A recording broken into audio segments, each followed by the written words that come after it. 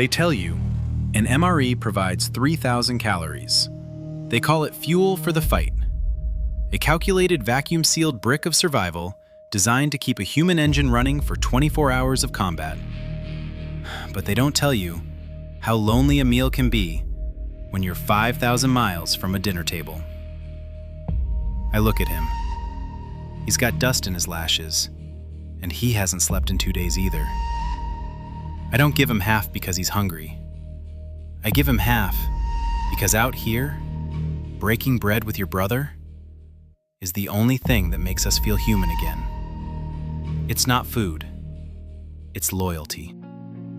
The heat out here isn't just temperature, it is a physical weight.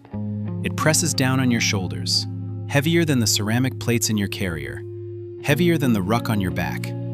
It is a suffocating, white silence that bleaches the color out of the world until everything is just shades of blinding tan and scorched rust.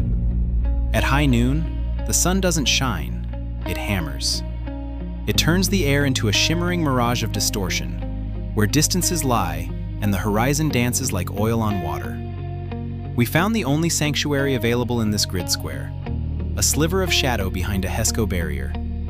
These are the castle walls of the modern Legion, wire mesh and beige fabric filled with the very earth we are trying to control. Behind this wall, the temperature drops perhaps 5 degrees, but those 5 degrees are the difference between misery and survival. We collapsed into the dirt, the fine powder puffing up around our boots like smoke. He is a Belgian Malinois, a creature of high drive precision, designed by evolution and training to be a biological weapon. But right now, in the shadow of the Hesco, he is just a dog. He lies flat on his side, his rib cage expanding and contracting in a heavy, rhythmic cadence. I can hear the wet, desperate rasp of his panting. It is the loudest sound in the desert. His tongue is lolling out, dripping saliva onto the cracked earth, creating small, dark constellations of moisture that evaporate in seconds. His fur, usually a sleek coat of mahogany and black, is matted with the ubiquitous dust. It coats his whiskers. It settles in the corners of his eyes. I lean my head back against the wire mesh of the barrier. The metal is hot, even in the shade, but I don't move. We are two biological machines, paused in the friction of war, waiting for the internal temperature to drop. The silence here is deceptive. If you listen past the wind through the concertina wire, a high, thin, lonely sound, you can hear the heartbeat of the deployment, the distant thrum of a generator, the crunch of boots on gravel 3 perimeters away. But here, in this shadow, it is just us. Hunger in the field is a strange thing.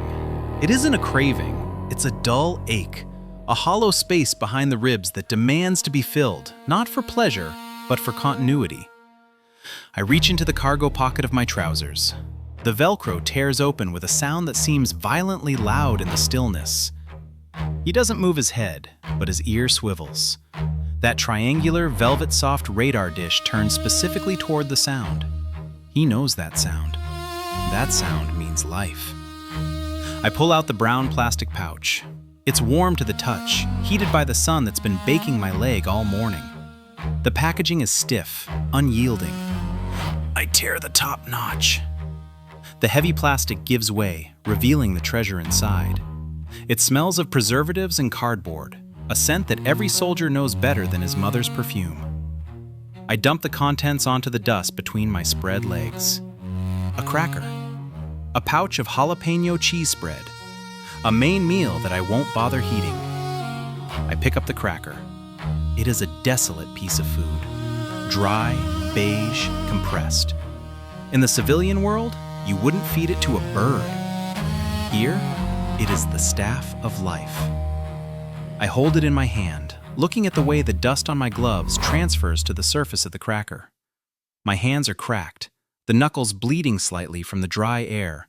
Dirt works so deep into the skin, it looks like a tattoo.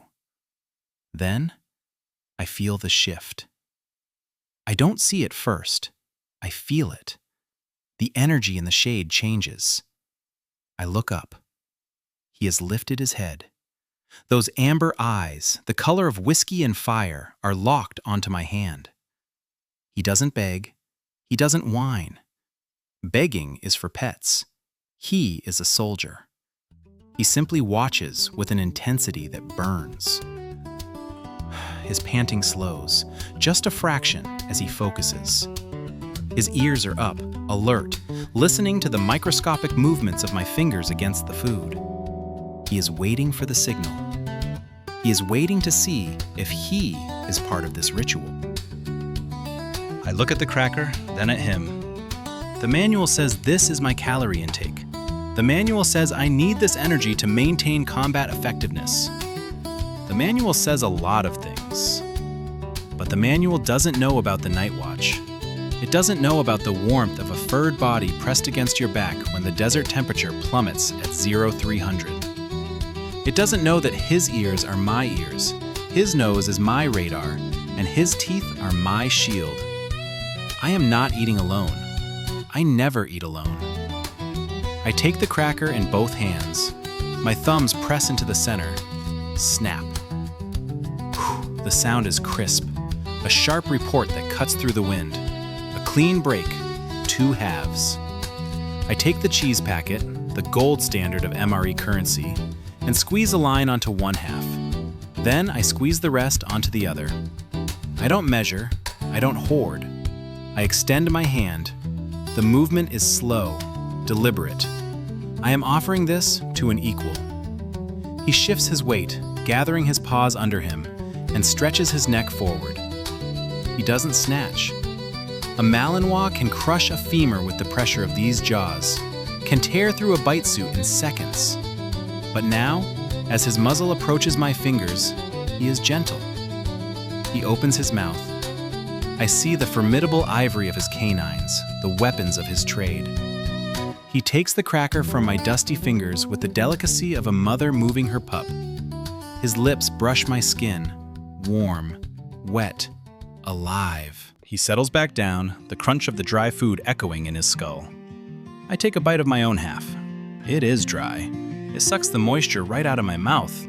I have to chase it with a swig of warm water from my canteen, which tastes like plastic and iodine. But as we chew, staring out into the blinding white nothingness beyond our shadow, the hollow ache in my chest fades. It's not the calories, it's the communion. He finishes his half and licks his chops, his tongue sweeping away the crumbs. Then, he does something that breaks me every single time. He doesn't ask for more. He doesn't look for the second half. He knows the deal. He knows we share. He shuffles forward on his belly, army crawling through the dirt until his head is resting heavily on my thigh. He lets out a long, deep sigh, a massive exhalation of air that vibrates through his ribs and into my leg. I drop my hand onto his head. My fingers bury themselves in the thick fur behind his ears. It's gritty with sand, coarse and hot. I scratch the spot he can't reach, and he leans into it, his eyes closing, his heavy head becoming dead weight against me. The tension drains out of his body. For the first time in 6 hours, he stops scanning the horizon. He trusts me to take the watch.